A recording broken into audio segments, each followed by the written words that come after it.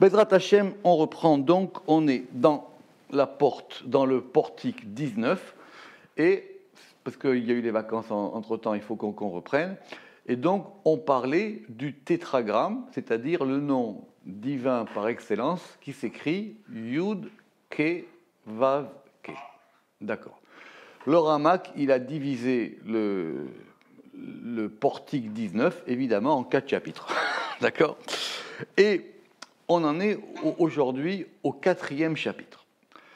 Alors, ça va devenir plus complexe, mais c'est passionnant. Donc déjà, vous vous rappelez, le premier chapitre, on avait expliqué pourquoi ce nom divin, parce qu'il y a plusieurs noms divins, pourquoi ce nom divin, il est particulier. Dans la Bible, dans la Torah, ça ne manque pas les noms divins. Il y a Kel, il y a Elohim, vous vous rappelez, il y a Shaddai, il y a Tsebaot, etc. Il y a beaucoup de noms divins, ça ne manque pas. Donc il avait expliqué la particularité de ce nom et pourquoi est-ce que ce nom, il est particulier. Vous savez qu'en plus, il est même intraduisible, quoi. Vous savez que dans les Bibles du 19e, on disait l'éternel, quoi. Quand c'était comme ça, dans la Bible, on disait l'éternel. Ça, c'était le premier chapitre. Le deuxième chapitre, si vous en souvenez, on avait commencé à analyser les lettres et comment est-ce qu'on pouvait attribuer aux lettres, puisque c'est 4 lettres, la totalité de la Hatzilut, c'est-à-dire de l'émanation, c'est-à-dire les 10 séphirotes. Ça, c'était le chapitre 2, et on avait parlé là-bas des manières d'écrire ce nom de façon remplie. Vous vous rappelez ou pas? Oui. Quand on le remplit avec un He, quand on le remplit avec un quand on le remplit avec un He, quand on le remplit avec un Aleph, quand on le remplit avec un Yod. Le 3e chapitre, on avait analysé comment dans chacune des lettres, c'est-à-dire dans le Yud, dans le Ke, dans le Vav et dans le Ke, on pouvait retrouver à chacun des niveaux toutes les 10 séphirotes. D'accord? Alors maintenant, dans le 4e chapitre, on va voir un élément particulier et je vous dis passionnant. Achar, שבפרקים הקודמים ביארנו דעת רבי שמעון בר יוחאי ששם בן ד' כולל כל אצילות. Après que dans les chapitres précédents nous ayons expliqué la vie de Rabbi Shimon bar Yochai dans le Zohar, que ce nom de 4 lettres, il contient toute la Hatzilut, Nevaer ata inyan acher. On va maintenant voir un autre sujet, c'est-à-dire chez Biyer Elenu Bazé, Ve'u Sheshem Ben Dalet ou Bechol Sfira ou Sfira, que le nom de 4 lettres, il faut bien comprendre ce qu'il veut dire. Non seulement il comprend toute la Hatzilut, on l'a vu, c'est le nom le plus global, c'est le nom le plus général de la divinité, on va dire. C'est le nom qui englobe en lui, et on avait vu maintenant tous les degrés. Mais il y a une autre manière de voir les choses. Cette manière de voir les choses, alors, écoutez bien, c'est pas de considérer que le nom,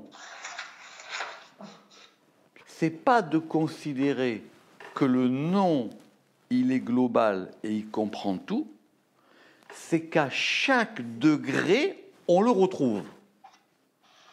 Donc du coup, il est maintenant global parce qu'à chaque degré, c'est lui qui exprime la totalité de la chose. C'est-à-dire que si maintenant on considère les sphirotes, on retrouvera ce nom dans chaque séphira. Est-ce que vous voyez que maintenant on a renversé le problème? Maintenant, cette opération, elle ne se fait pas toute seule. C'est ce qu'on va expliquer. Comment est-ce que cette opération, que le nom qui était général, il contenait tout, maintenant il va devenir général du particulier. Du oui, c'est ça, mais on est passé du général au particulier et maintenant ça s'appelle le général de chaque particulier. Pour faire cette opération, il faut qu'on passe par un élément qui s'appelle les points voyelles. Comme les mesures dans le Talmud. C'est tout l'objet de ce dernier chapitre, mais si on ne comprend pas comment ça marche, on est perdu. Alors, on y va. Premièrement, revenons. Veze leshono betikunim, c'est expliqué comme ça dans les Tikkunim Zohar. Lav Séphira, il n'y a pas de Séphira, c'est-à-dire toutes les Séphirotes, donc les 10 différenciés, Taman, des lettres Taman, qui n'a pas là-bas, Yud Kevavke, et là-bas c'est écrit de façon pleine, mais ce n'est pas ça le sujet, c'est-à-dire qu'on va retrouver dans chaque Séphira le nom Yud Kevavke. Veine. Alors, maintenant là-bas, qu'est-ce qui est marqué dans le Zohar? Il y a marqué d'une part Yud Kevavke, ça on sait, le nom en 4 lettres, et il est écrit là-bas aussi de façon déployée, d'accord, Yud Vav Dalet, et Aleph, Vav Aleph Vav, et Aleph. Mais ça, c'est pas le plus compliqué. Veine, Kafal Hashem bepshituto ou bemilo, les galotes lanu, c'est pourquoi est-ce qu'il est écrit une fois simple et une fois déployé? Ki kemo sheyityaches Hashem bepshitut. De même manière que le nom va pouvoir s'appliquer de façon simple, bechol sephira ou sphira, à chaque séphira, ken Hashem bemilui bechol sphira ou sphira. On pourra aussi avoir dans chaque sphira les déploiements du nom. Donc tout ce qu'on a dit de façon générale, on va pouvoir l'appliquer maintenant de façon particulière. Akol lefi abechinot shepirashnu beprakim akodmim, et à chaque fois selon les particularités que nous avons expliquées dans les chapitres précédents. C'est pour ça que par exemple quand on va dire le Shem Av, d'accord, c'est le grand nom de 72, il est dans Keter. Non, il est à chaque degré. Vous comprenez? Quand on a dit le Shemma, le nom de 45, alors le nom de 45, il va correspondre, lui il a dit à Chochma, ou même on va dire il correspond à Tiferet. Non, on va le retrouver à chaque degré. Donc on va toujours à nos histoires. C'est comme dans les Tzinorot, non? Non, ça veut dire que si ראוי לחקור אם אמת ששם בן דלת בכל ספירה וספירה. אם כן, במה יתחלקו הספירות בשמותם? Question redoutable, parce que même pour le Ramak, ça passe pas comme ça non plus. Aval, cependant, mais ראוי לחקור, il est nécessaire d'investiguer אם אמת, s'il est vrai, ששם בן דלת בכל ספירה וספירה, si vraiment ce nom, on le trouve dans chaque séphira. Pourquoi? Imken, s'il en est ainsi, si on le retrouve dans chaque séphira, bema yitchalku asfirot beshemotam. Quelle différence y aura-t-il entre les sphirotes? Si à chaque degré on retrouve la même chose, alors j'ai pas besoin d'avoir des noms de sphirotes, puisqu'à chaque fois tu me dis c'est la même chose. Si j'ai 10 paquets et que dans chaque paquet je l'ouvre et je trouve le même contenu, j'ai rien gagné. Alors, והעניין הזה ביארו רבי שמעון בר יוחאי בתיקונים במקום אחר, ou peut-être במקום אחד. Et c'est expliqué par Rabbi Shimon bar Yochai dans les Tikkunim, dans un endroit. Donc ça va être le texte qu'on va faire aujourd'hui. Il est un peu long, et si Dieu veut... On pouvait laisser affaire parce que... Et donc c'est le texte qu'on va faire aujourd'hui. On va prendre le temps, et après il l'expliquera dans l'ordre. Mais c'est un texte passionnant parce que c'est un truc de base. Ok. 1, 2. Tachazé. Viens et vois. Tisha Zimnin Iu Yudke Vavke. Le nom Yudke Vavke, il est 9 fois. Bechol Sephira ou Sphira Nekuda Dile. Et dans chaque Sephira, il a une ponctuation différente.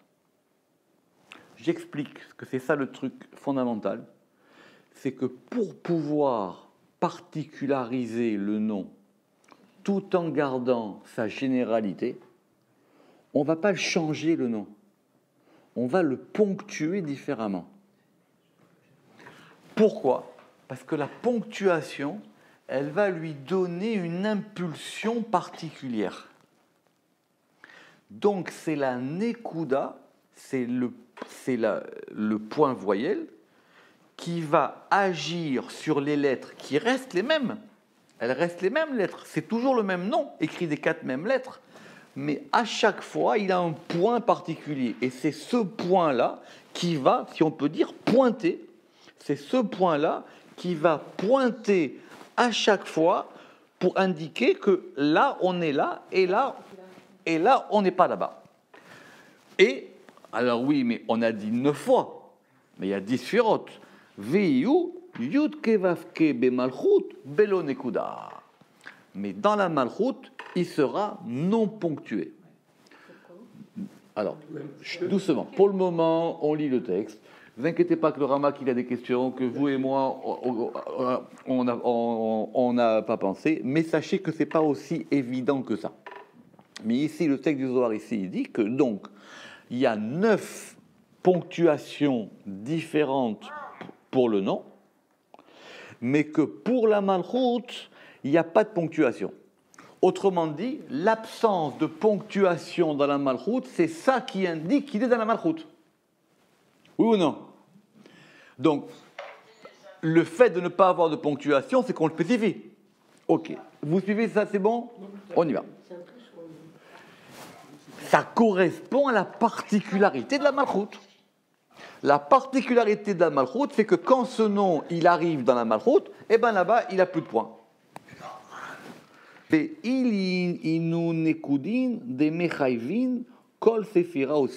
voici donc ces points voyelles qui sont nécessaires dans chaque séphira ou séphira. On a dit qu'il y en a combien? 9.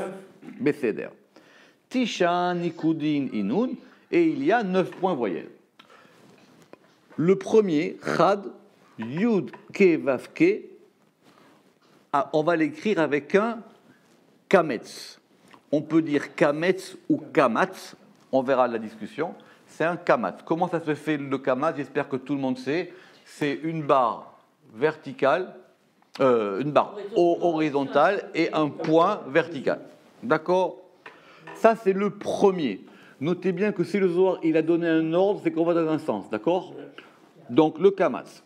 Tinyana be patach. Ça veut dire quoi? Ça veut dire qu'à chaque fois, ça veut dire, c'est simple, on prend les 4 lettres et en dessous de ces 4 lettres, les 4, on met la même ponctuation. On ne le prononce pas, Madame Bénisti, hein? Ah non, il ne faut pas. Non. Donc, on prend les 4 lettres et on va appliquer la même ponctuation aux 4 lettres. Pas shoot, simple, c'est bon? Très bien. Donc, première possibilité, on va mettre un kamatz. Deuxièmement, on met un patar.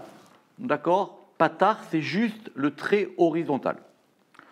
Tlita, troisième, on met un tséré. Le tséré, c'est quoi? C'est les 2 points côte à côte.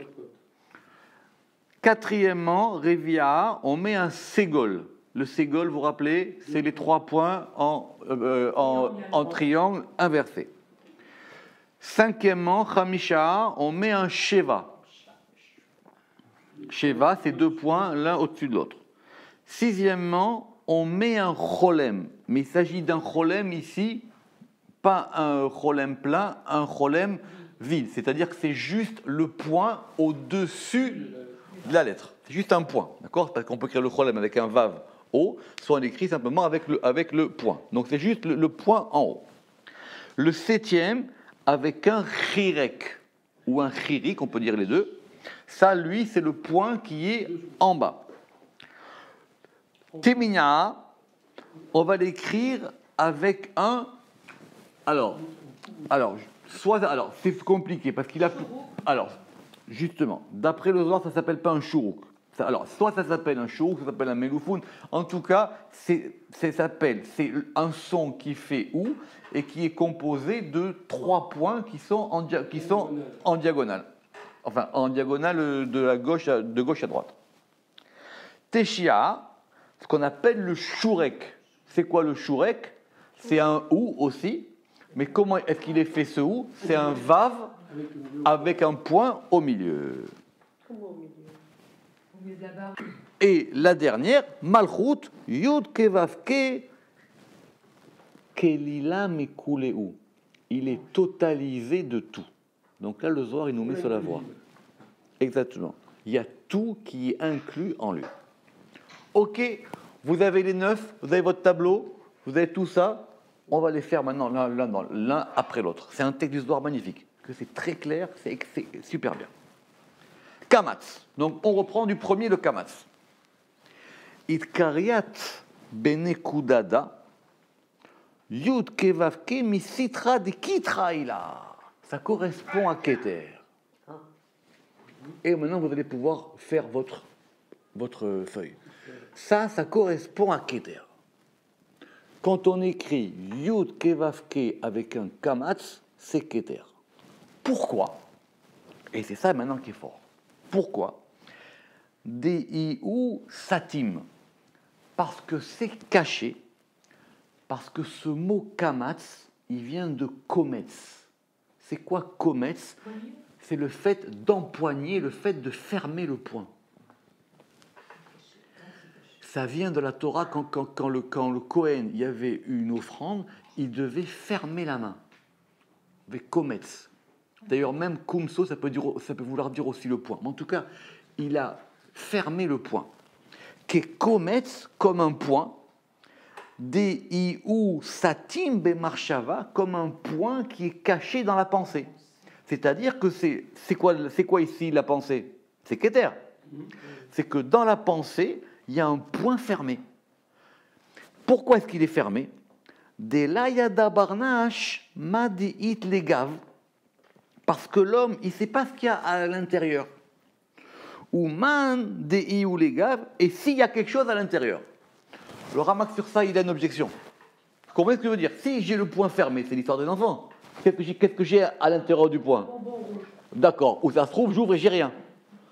Le Ramak, il dit, mais alors quoi, tu peux penser que dans Keter, il n'y a rien?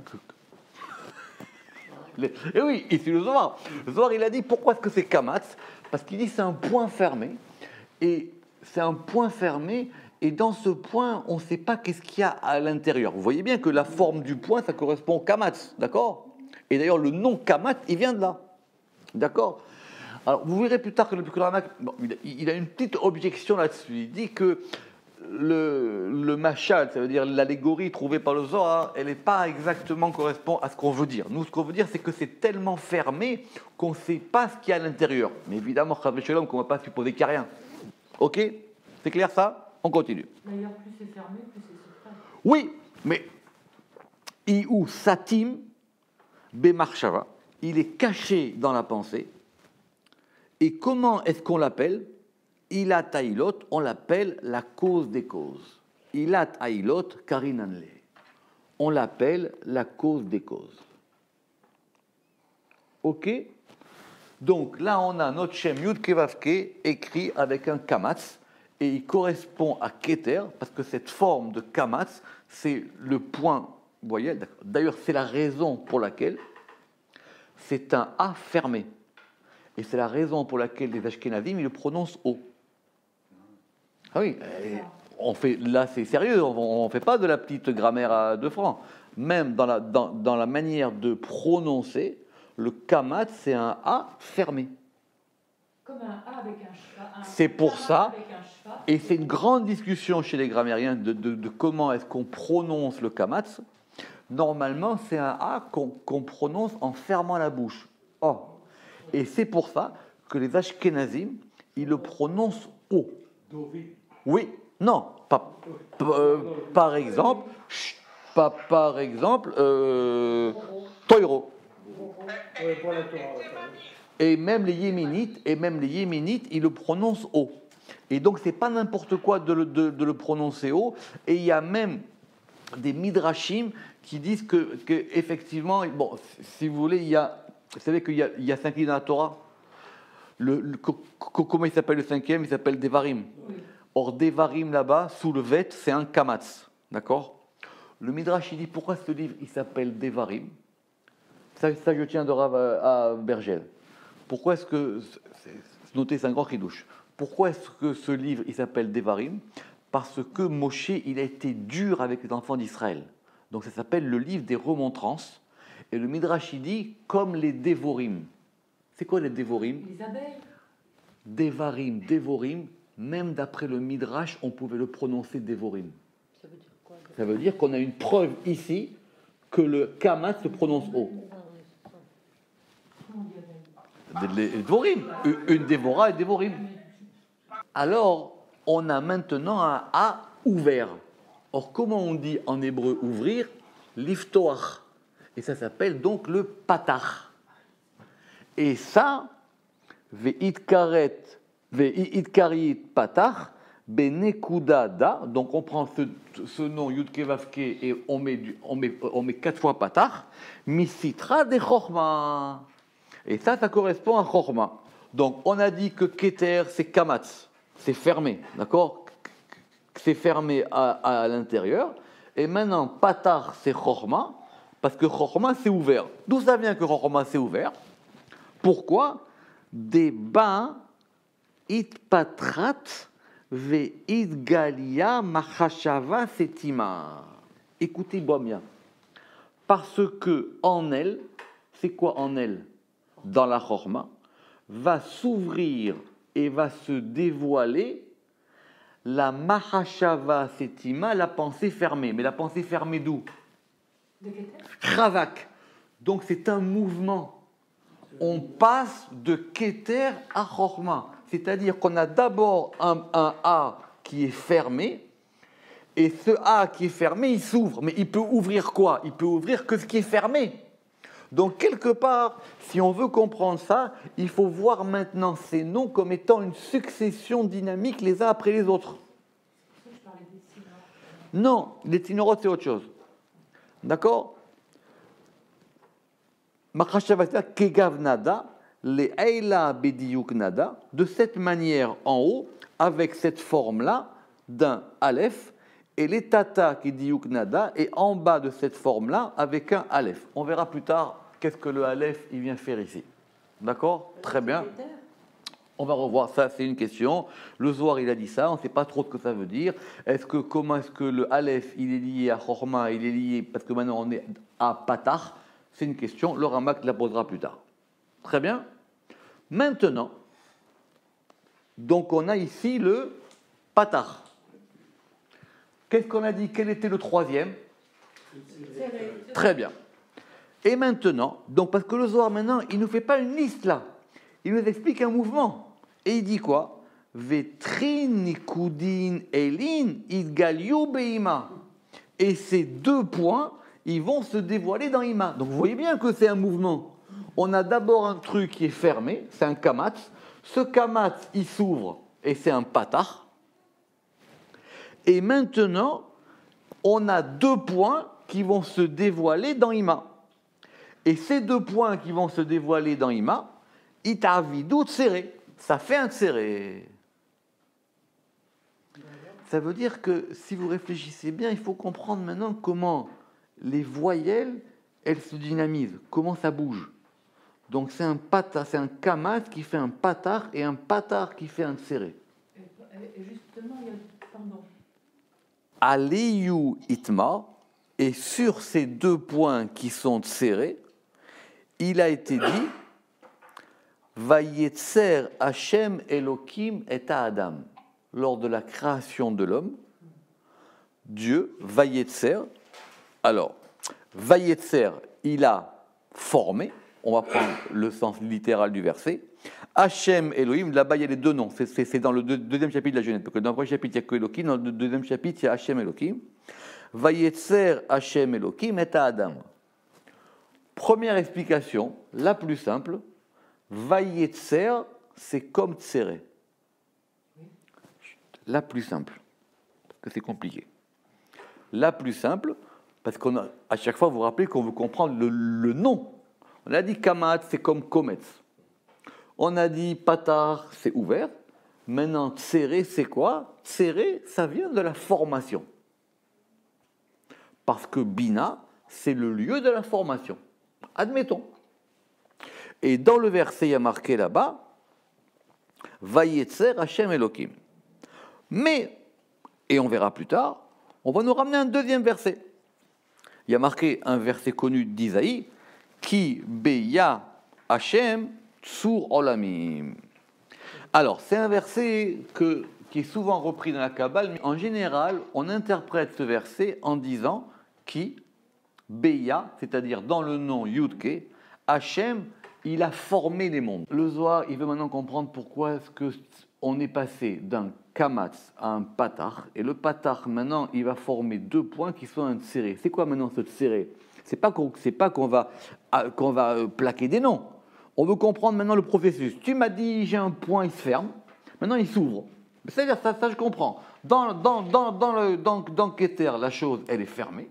C'est le degré le plus haut. C'est enfoui. Dans la Chorma, ça se dévoile. Ça s'ouvre. Et maintenant, qu'est-ce qu'elle fait, la Bina? Alors, il dit, la Bina, elle forme.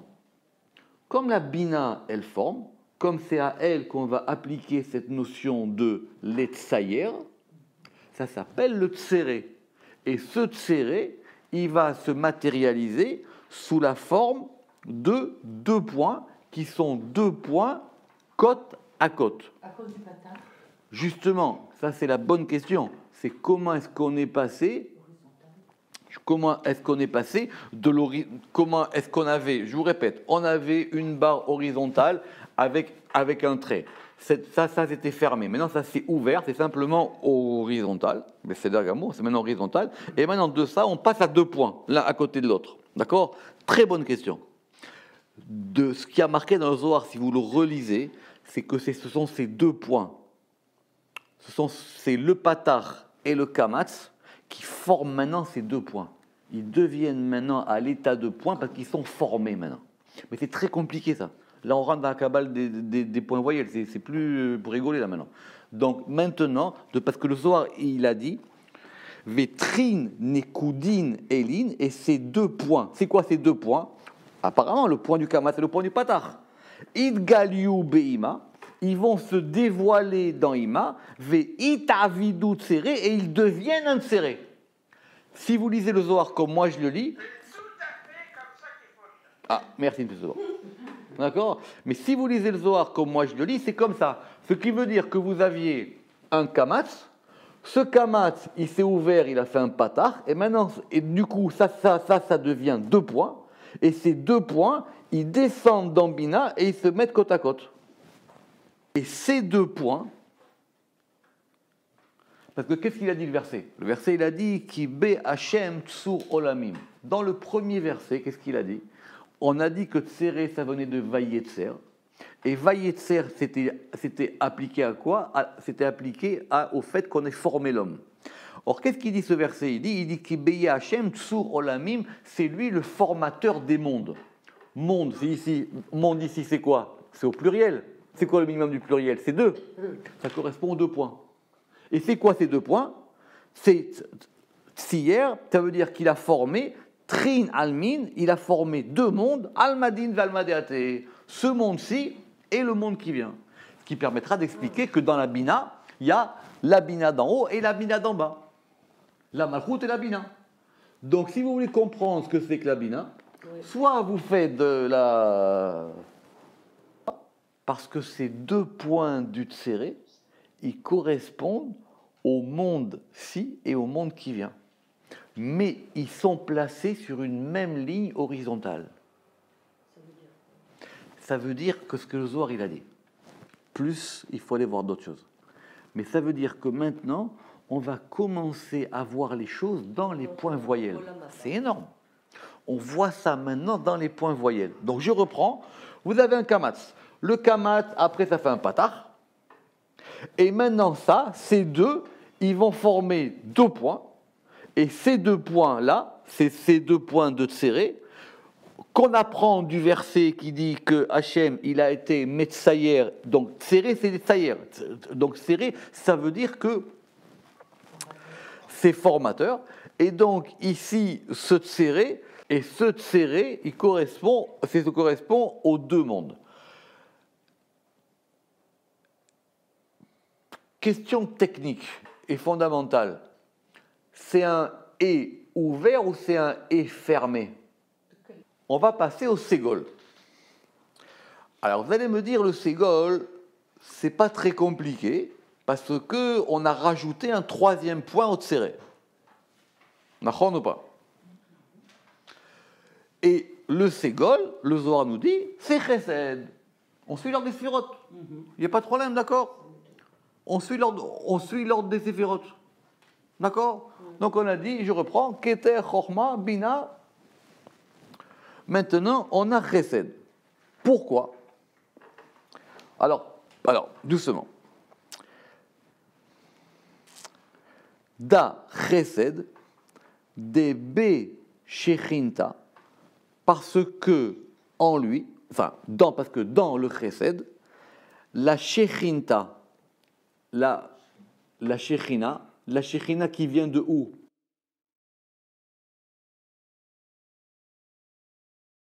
Cette Shechina qui vient de Bina, Segolta Le'ela, Segol Letata. Elle était un Segolta en haut, et maintenant elle devient un Segol en bas. Il faut que j'explique ça, sinon vous ne voulez pas comprendre. C'est quoi Segolta? Segolta, c'est plus du tout un point voyelle. Segolta, c'est un signe de cantillation. Ça veut dire qu'on est passé à un degré encore plus haut. C'est plus la manière dont on prononce, c'est la manière dont on va cantiller. Or, c'est quoi le Serolta? Ce sont 3 points qui sont sous forme d'une pyramide normale et qui sont au-dessus de la lettre. Autrement dit quoi? La Shechina, elle correspond à un point de cantillation qui est au-dessus de la lettre, et quand elle descend, et elle va arriver dans Chesed, elle se transforme, et en se transformant, elle se renverse, et en se renversant, elle va former ce point voyelle qui s'appelle Segol.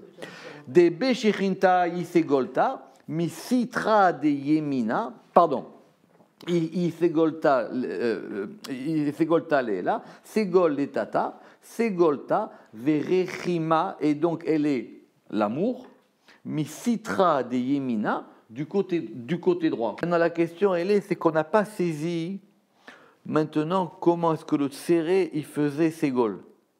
Pour qu'on comprenne comment le Tséré il fait Segol, il faut passer par le Segolta.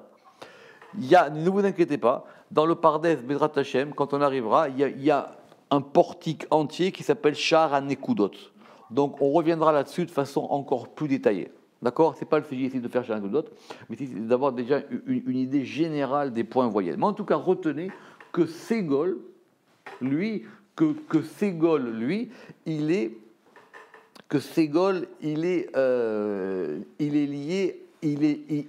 lié à Chesed. Pour revenir à notre grammaire de Talmud Torah, comment on distingue maintenant le Tséré du Segol? C'est assez compliqué parce que il y a très peu de gens. Normalement, quand quelqu'un il prononce l'hébreu, vous devriez voir. Vous devriez voir le point voyelle. Or aujourd'hui, quand quelqu'un prononce entre un Tséré et un Segol, si vous ne connaissez pas le mot tel qu'il est écrit dans la Bible, vous ne savez pas distinguer. D'accord? Bon, c'est dommage. Mais normalement, c'est 2 voyelles complètement différentes, et ces 2 voyelles complètement différentes, elles n'ont rien à voir. En hébreu moderne, ils ont rajouté des lettres. C'est pour ça qu'en hébreu moderne, on a rajouté des lettres, on a rajouté des yods, etc., pour pouvoir faire ça. Mais d'accord. Mais en tout cas, ce sont 2 voyelles complètement différentes. Ok. Alors maintenant, si vous suivez toujours, on était à Chesed. Maintenant, on va passer à Gvura. Or, la Gvura, c'est un Sheva. C'est quoi maintenant un Sheva? Ce sont 2 points, l'un au-dessus de l'autre. D'accord? Alors, Sheva, Keravnada, c'est-à-dire vous prenez toujours votre nom Yudke Vavke et maintenant on va lui mettre 4 Sheva. Misitra d'Ismola, on est passé du côté gauche. D'accord ou pas? Donc, Chesed, il est Segol à droite, et Gvura, c'est le Sheva à gauche. Et ça, c'est très clair, Sheva Baesh, c'est dans le feu. C'est une voyelle de feu, parce que la Gvura, c'est la rigueur, c'est le feu. Ki Baesh Hashem Nishpat, parce que par le feu, Dieu y juge. C'est le jugement du feu. c'est le Sheva. Donc là, vous pouvez être sûr que c'est un E dur. À tel point il est dur que on ne le prononce pas. Il est dur qu'on ne le prononce pas. Parce que on a déjà deux lettres qui se prononcent « et ». On a le tséré et on a le ségol. Nous, on a résolu le problème en disant que un c'était un accent grave et l'autre c'était un accent aigu. D'accord? C'est comme ça qu'avec M. Soban, dans les Tikkun HaZohar, on a réglé le problème. C'est déjà beaucoup. D'accord? On a réglé le problème en disant que un était, si on veut le transposer par rapport au français, un c'est un accent grave, l'autre c'est un accent aigu. Mais maintenant, le problème il est que le Sheva, la plupart des gens pensent que c'est un troisième et. D'accord? C'est faux. Grammaticalement, historiquement, Rav Mazouz il dit que c'est faux. Parce que si c'est comme ça, on prononcera le Sheva soit comme un tséré, soit comme un ségol. Parce qu'on ne peut pas avoir trois et. À moins de trouver trois nuances dans le et. C'est la grammaire simple. D'accord? Le Rav Mazouz, il dit qu'en général, la plupart des gens aujourd'hui, ils prononcent le Sheva comme un ségol. Mais c'est faux. Normalement, il faudrait le prononcer comme un E. C'est un E. Au lieu de dire Bereshit, il faut dire Bereshit. Bereshit. Au lieu de dire Bemidbar, si on dit Bemidbar, il faudrait dire Bemidbar. Et là, on aurait un E. Et du coup, on aurait un E, un et un E. Mais normalement, l'erreur, mais c'est une erreur tellement répandue qu'on ne peut plus rien faire contre ça, c'est de considérer que c'est un troisième et. Et le Sheva, il a deux manières. Soit il est fixe, soit il est... D'accord, soit il est muet, soit il se prononce. Soit il bouge, soit il est quiescent, soit il est fixe. Et donc, du coup, le Sheva qui se prononce pas, du coup, il y a un E muet. Pour ceux que ça intéresse, on a fait avec ce banc un tableau de translittération super complexe, tout expliqué là-bas. D'accord? Mais du coup, parce que quand le Sheva il est en milieu de mots, des fois il se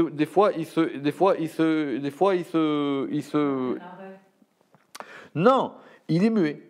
Mais il faut le noter. En tout cas, notez que Sheva, du coup, c'est Baesh. C'est dans le feu. Et après. Il faut dire que les lettres Baesh peuvent donner la lettre Sheva. Oui, évidemment. Sheva, Baesh, oui, évidemment. Sheva, Baesh, ce sont les mêmes lettres.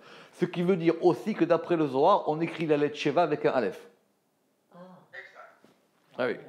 Parce que de la manière dont on orthographie les lettres, c'est encore une autre question. D'accord? Mais enfin, les lettres et les points voyés. Les points. D'accord, le Shiva. Alors, le Zohar, ici, il va nous ramener un autre verset. Justement, c'est quoi ce verset? Vati Pol Sheva Vatikaham. Trouvez-moi ça, s'il vous plaît. Il s'agit d'une sorte de vent ou de quelque chose comme ça qui les a emportés. Bon, ok. Vati Pol Sheva Vatikaham. Donc, c'est que c'est effectivement ok. Et après, alors, maintenant, il va ramener un troisième verset où on a Sheva écrit avec un E. Et là-bas, il y a marqué Sheva, il m'a dit, ça veut dire reviens avec moi. Reste avec moi. Sheva, il m'a dit, reste avec moi. Dei Shechinta, et parce que c'est la Shechina, des Karit Sheva, qui s'appelle Sheva, Misitra Desmola. Donc, ici, le Ramak, il va avoir une question. Il dit, mais maintenant, nous, on était en train de parler des séphirotes. D'accord? On était en train de dire que les séphirotes, elles correspondaient à des Shem Yudke Vavke, avec des ponctuations différentes. Maintenant, il dit, qu'est-ce que le Zohar il vient de nous raconter maintenant qu'on parle de la Shrina? Parce qu'il nous dit que maintenant, Chesed, ça correspond à Ségol, et c'est la Shrina, quand elle repose du côté droit, elle va s'appeler Ségol. Et la Shrina, quand elle repose du côté gauche, elle va s'appeler Sheva. Gardez cette question, on va y répondre. Gardez la question, on va y répondre. Ok. Après, on va passer au cholem. Alors, cholem, c'est quoi? C'est un point au-dessus. Quoi? C'est un point au-dessus de la lettre. Alors, le cholem, il dit cholem, ve'idkariat, et la shechina. Donc, ici, c'est la shechina qui s'appelle cholem, qui est ronda de cette manière, c'est-à-dire vous faites du yud ke vav ke et vous mettez cholem en haut, misitra de amuda de emsaïta, quand elle est du côté de la colonne centrale, c'est-à-dire tiferet. Donc, le Zohar, il nous a amené tout doucement à parler du nom yud ke vav ke, des nekudot, des séphirot et du mouvement de la shrina. Comme si c'était les lettres, elles décrivaient le mouvement de la Shekhinah à l'intérieur des séphirot. C'est complexe. Le mouvement de la Shekhinah, pardon, oui, vous avez raison, le mouvement de la Shekhinah à l'intérieur des séphirot par le biais des nekudot. D'accord? Et donc, quand c'est au niveau de Tiferet, c'est un cholem. Cholem, ça veut dire quoi? Cholem, chalom, c'est un rêve. C'est un rêve. C'est le point du rêve. Ah oui. Cholem, le Zohar va nous le dire. Cholem, c'est le point du rêve. Pourquoi c'est le point du rêve? Déjà, simplement, on va voir quelque chose de simple. C'est que c'est le premier des points voyelles qu'on vient de voir qui se situe au-dessus de la lettre. D'accord? Pour la prononciation, le cholem, c'est un O. Maintenant, pour celui qui prononce le kamatz comme un O, il aura un problème avec le cholem. Mais c'est pas. Alors, il y a des chassidim, une sorte d'ashkenazim chassidim qui disent oy. Choy, ok, besséder. Mais en tout cas, c'est une manière de distinguer la prononciation des points voyelles. D'accord? Donc ce point, il se met en haut. Et donc pourquoi? Misham roé even Israël. Alors, bonne question, pourquoi le Zohar il a amené ces versets-là? Pas évident. Misham, de là-bas, roé c'est le berger de Even Israël. On va considérer que c'est comme un point. Et après, Even Ma'asu Abonim Aïta le Rosh Pina, la pierre qui a été délaissée, c'est connu, c'est dans le Teilim, la pierre qui a été délaissée par les constructeurs, Aïta le Rosh Pina, elle est devenue Rosh Pina, elle est devenue quoi? La pierre angulaire. Or, la pierre angulaire, elle est où dans le bâtiment? Le fondement. Non, la pierre angulaire, elle est en haut. La pierre angulaire, C'est ce qui tient l'arc. eh oui, c'est ce qui tient l'arc. Even Ma'asu Abonim, ça veut dire quoi? Chut, mais ça c'est compliqué. Ça veut dire qu'il y avait une pierre. Cette pierre, elle était en bas. Les constructeurs, ils n'en ont pas voulu. Et du coup, elle s'est placée en haut. Ça veut dire que ce point-là de Cholem, qui était en haut, il provient d'en bas, mais une fois qu'il est en haut, il s'appellera Cholem. Et quand il s'appellera en bas, il s'appellera Chirek. Mais on ne va pas trop vite. D'accord?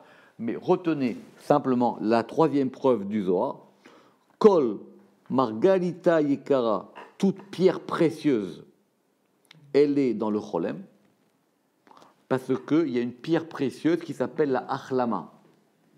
Les Shem Shebo va Achlama. Je ne sais pas à quelle pierre précieuse ça correspond dans les traductions de la Bible.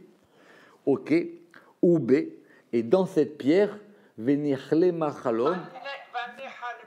Vanechal Machalom a été rêvé un rêve. Et nous avons rêvé un rêve. Qui c'est qui dit ça? Qui dit ça? Ce sont les frères. Mais la vérité, le passouk, ce sont les frères qui ont ramené ça à leur père quand ils ont rêvé. Mais les Tikkun HaZohar, ils vont ramener un autre verset beaucoup mieux, qui est celui de Jacob. Parce que Jacob, il rêve. C'est ça qu'il faut dire. Exactement. Et Jacob, il rêve, et Jacob, il est Tiferet, et Tiferet, il est lié au Cholem. Et c'est aussi le mot Melach, et le mot Melach, Cholem, Melach et Lehem. Exactement. Bon, exactement. Mais ça, vous comprenez, déjà, on sait très bien que Tiferet, c'est pas n'importe quelle sphira, c'est un très important. Non, on a dit quand la Shrina, maintenant, elle est dans Tiferet, elle s'appelle Cholem. Ne mélangez pas toutes les histoires. Ok, très bien. Maintenant, on va passer, alors, soit le Chirek, soit le Chirik. Très bien. C'est quoi le Chirek ou le Chirik? C'est-à-dire, c'est un point qui se prononce I. Ça c'est facile, c'est un I simple. Et ce I, il est quoi? Il est un point en bas du mot. Misitra de Shuka Yemina, il est du côté de quoi? Il est du côté de la cuisse ou de la hanche droite. Ça veut dire qu'il va correspondre à Netzach, Keravnada, c'est-à-dire vous faites Yud Kevavke et vous mettez un point en dessous. Ça correspond à Netzach. Et pourquoi est-ce qu'il s'appelle Chirek ou Chirik? Be-Chakira. C'est en lui qu'il y a l'inspection. Être rocker, c'est le fait d'inspecter, de chercher. C'est en lui, c'est en ce point qu'il y a la Chakira. Arker Eloatimsa. Est-ce que tu vas pouvoir inspecter Dieu? Marqué à propos de Job. Et, alors, le Zohar, il va dire aussi que c'est aussi le Kerach. Kerach, c'est quoi Kerach? C'est la glace. Kerach, c'est la glace. Mais c'est quoi la glace? C'est quoi la glace? À Kerach Anora, la glace redoutable dans la vision d'Ézéchiel. À Kerach Anora.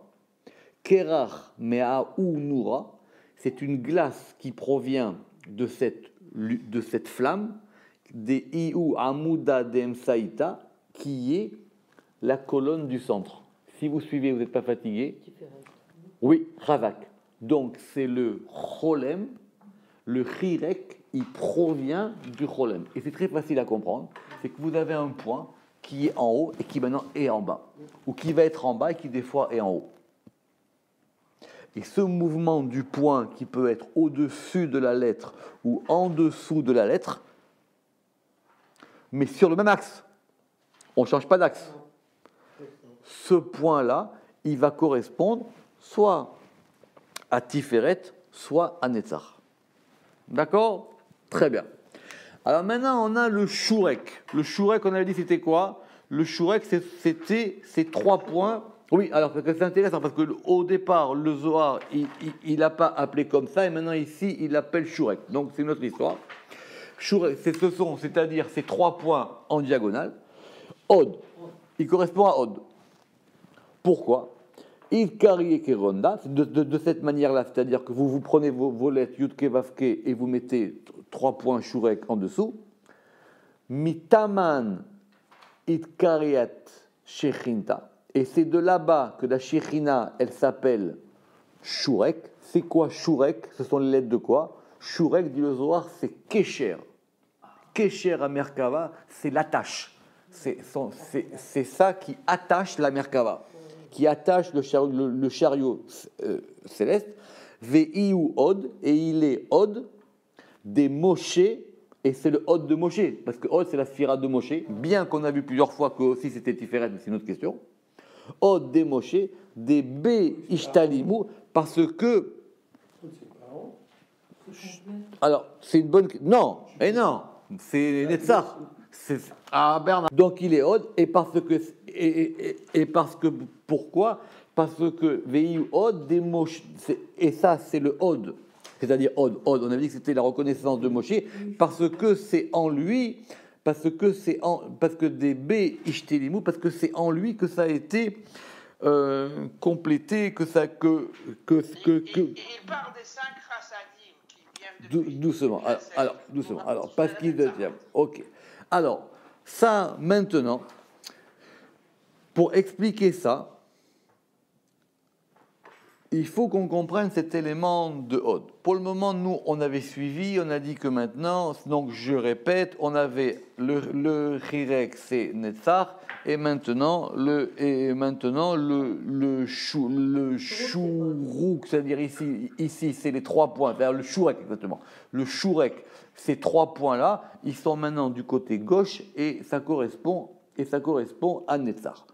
Il vaut mieux dire Koubouts ou Koubis Mais, pas Chourek. mais là, monsieur Seban, c'est marqué Chourek dans le Zohar. J'y peux rien. Oui, oui, D'accord. oui, je Alors, comprends. on y va. Alors, Pas des il y a un passage un peu compliqué sur lequel on va revenir. C'est quelles sont les preuves que le Zohar ramène par rapport au verset. On va juste le lire. Parce que le Ramak, il va revenir là-dessus à la fin, parce que ce n'est pas évident de comprendre qu'est-ce qu'ici on a voulu nous dire. Parce que dans les versets qu'on avait ramenés avant, les versets qu'on avait ramenés, c'était pour nous expliquer le nom. D'accord? C'était pour nous expliquer le nom. Or, le nom de Netzach, il est clair, on n'a pas besoin d'expliquer. Le nom de Hod, il est clair, on n'a pas besoin de l'expliquer. Maintenant, on a dit que Shurek, c'était le fait d'attacher. Chirek, c'était la Chakira. D'accord? Très bien. Maintenant, le soir, il va nous ramener des preuves qui vont nous sembler bizarres. Il faudra qu'on comprenne ce que ça veut dire ça. Donc, on reprend. Alors, de quoi est-ce qu'on parle? On parle de la structure du Mishkan. Vous savez que le Mishkan, il a une structure? Très bien. Cette structure-là est très complexe, puisque c'est expliqué bien dans la Torah. Et on a à un moment comme des verrous, c'est-à-dire des choses qui vont permettre de mettre ensemble les planches. Et à marquer Vechamisha berichim les karchet tsela amishkan ashenit. On verra ce verset plus tard. Et ce sont les 5 verrous, les karchets des planches. Tsela, c'est le côté, du Mishkan, Ashenit, le deuxième. On verra plus tard. Laissez cette preuve de côté. Kechushban he dile, comme le compte 5 qui est le sien. Comment on est passé à 5? On verra ça plus tard. Ishtahar, et il va rester Vav Dalet et Dalet Vav. Soit Vav Dalet, soit Dalet Vav, Partsoufin, qui sont les visages. Non, je dis Vav Dalet, qui sont les deux parsoufim. Vav Dalet, qui sont les deux Partsoufim. Autrement dit, qu'est-ce qu'on fait là? On est en train de décomposer le Hod. Le mot Hod. Le mot Hod, il est composé d'un He, d'un Vav et d'un Dalet. Le He, il correspond aux 5 verrous du Mishkan. Et il reste Vav Dalet. Et Vav Dalet, ça correspond à quoi? Ça correspond aux deux visages, le masculin et le féminin. Aleitma. Et Vav et Dalet, 6 et 4, ça fait 10. Maintenant, on dit que ce Hod, c'est un He. Ce He, il correspond aux 5 Berichim, aux 5 verrous, et il reste Vav Dalet. Vav Dalet, c'est le côté, c'est un Vav et un Dalet. Vav, 6 et 4, ça fait 10. Et ça correspond, Esser Amot Horer à Keresh, ça correspond aux 10 coudées qui sont la longueur de la planche. Parce que pourquoi? Des planches du Mishkan. Parce que le Mishkan, il a été construit selon des mesures qui correspondent exactement à chaque élément. Et ça correspond sur 15 marques? Non, Non, il n'est pas 15. D'accord. Et du coup, mais pourquoi est-ce qu'on dit ça? Parce qu'on va avoir que... On avait dit que Shuruk, c'était Kesher. Et Kesher, c'est Keresh, C'est quoi, Pérez? la planche. Ah, on en sort. Qu'est-ce qu'on peut pas faire avec 3 lettres? Voilà. D'accord? Très bien. Alors maintenant, le ou, il y a 2 manières de le prononcer, de l'écrire. Soit on l'écrit de façon, comme on a dit, 3 petits points en diagonale, soit on l'écrit avec un vav et un point au milieu. Ça, c'est pas compliqué parce qu'il y en a un qui est ouvert et un qui est plein et un qui est un qui est moins plus fermé. D'accord? Et la grande définition, c'est qu'il y en a un qui s'appelle Shurek et un qui s'appelle Shuruk. Celui qui s'appelle Shurek, c'est les 3 points. Celui qui s'appelle Shuruk, c'est le Vav avec le point. Celui-là, il correspond à Yesod. Maï Shurek, ou Shuruk ici, il faudrait dire, Yud Kevav Ke, ça c'est le Tzadik. Oui, Et pourquoi est-ce que c'est le Tzadik? Pourquoi est-ce que c'est Yesod? le fondement. Deyu Kosher à Merkava, parce que c'est lui qui attache la Merkava. De Ishrita Imkucha Berechu, qui est la Shrinta avec c'est lui qui attache. Alors, mais on avait déjà dit qu'il attachait plus haut à propos du Shurek, puisqu'on est passé du Shurek au Shuruk. Simplement plus haut, on avait dit que c'était là-bas. Lui, là-bas, il attachait la Merkava. Et là, qu'est-ce qu'il fait le Yesod? Le Yesod, c'est le fondement, c'est lui qui attache le masculin et le féminin. Et c'est lui qui attache Shrinta imkuche berechu. Imkucha berechu. Et ça, ça béni soit-il. Qui chol, eh oui, la Shrina c'est masculin, qui colle bashamaim ou baretz, parce qu'il est tout dans les cieux et dans la terre.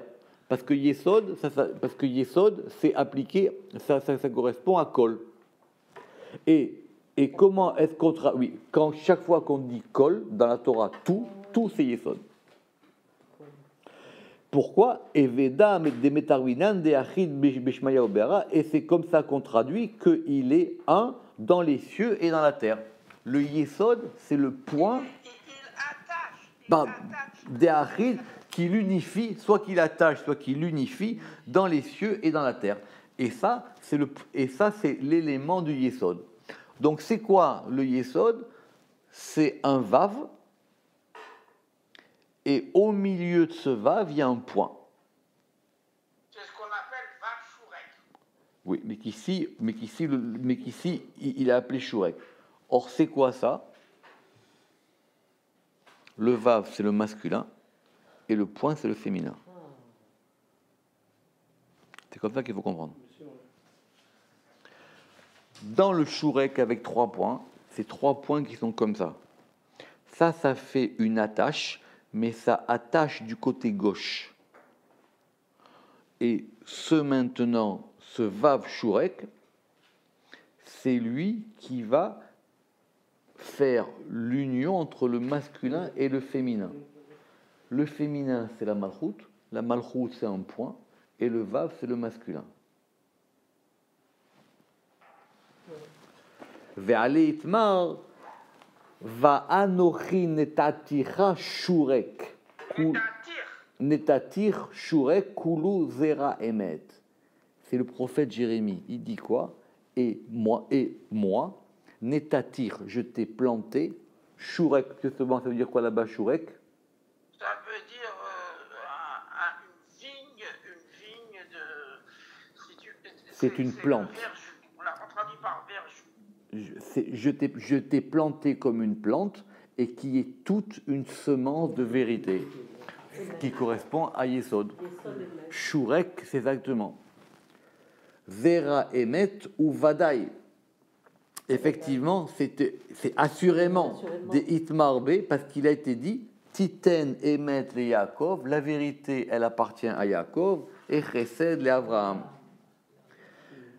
D'accord? Et Iou Zera, et parce qu'il est la semence, ou Shrinta, elle est Ezer, ça c'est compliqué. Mais ça c'est parce que. Ça, on verra une autre fois, parce on pourrait passer. C'est pas l'objet du Zohar, mais on va dire. Mais notez bien qu'il a dit que le Zera c'est masculin et la Shrinta elle est Ezer, d'accord? Vous comprenez la différence? Ezra, Ezer. Comme il est marqué, Aeselo Ezer Kenegdo, je lui ferai à propos de la femme. Un Ezer Kenegdo, une aide face à lui. Il ne faut pas dire contre lui. Kol ilin nekudin itraivu beshema kadisha. Et donc, conclusion du Zohar, tous ces points voyelles, itraivu, ils sont nécessaires dans le nom saint, misitra des Tesha Sfirin, du côté des 9 séphirotes. C'est-à-dire, quand on veut appliquer les 9 séphirotes au nom saint, il faudra lui mettre ces voyelles-là. Ou Malchut, Kalala de Kuleu, et la Malchut, c'est la totalité de tout, Ahavat Kelulotaich, c'est-à-dire l'amour de. Des fiançailles. Alors, mais ici, l'amour de ta totalité. De tes totalités. Baruch Adonai Leolam, Amen ve Amen. Chazak.